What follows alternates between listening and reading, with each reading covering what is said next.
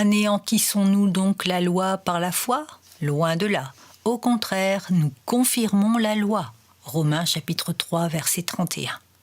Quand le croyant est adopté dans la famille du Seigneur, son attachement au vieil Adam et à la loi cesse immédiatement. Mais il est soumis à une nouvelle règle et un nouveau contrat.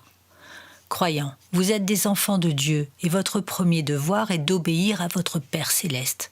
Vous n'avez plus rien à faire d'un esprit servile. Vous n'êtes plus des esclaves, mais des enfants.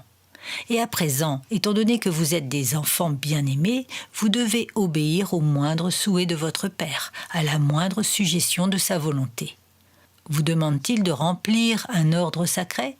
C'est à vos risques et périls que vous le négligeriez, car vous désobéiriez à votre Père. Vous demande-t-il de chercher à ressembler à Jésus? N'est-ce pas une joie pour vous de le faire?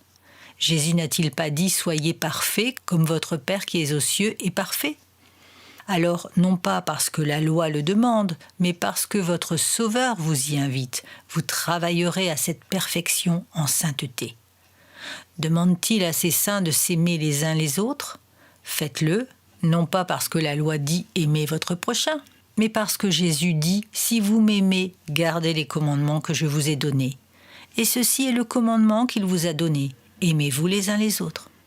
Vous est-il demandé de donner aux démunis? Faites-le, non pas parce que la charité est un fardeau que vous n'osez pas négliger, mais parce que Jésus enseigne de donner à celui qui demande. La parole dit-elle d'aimer votre Dieu de tout votre cœur? Prenez ce commandement et répondez-lui, ce commandement, le Christ l'a déjà accompli et je n'ai pas besoin de l'accomplir pour mon salut. Mais je me réjouis d'offrir mon obéissance parce que Dieu est mon Père à présent et il a un droit sur moi que je ne peux discuter. Que le Saint-Esprit fasse de votre cœur un cœur obéissant au pouvoir contraignant de l'amour de Christ. Que vos prières soient « Seigneur, que je marche dans tes commandements, car en eux je trouve mon plaisir ». La grâce est la mère et la nourrice de la sainteté, et non pas la justificatrice du péché.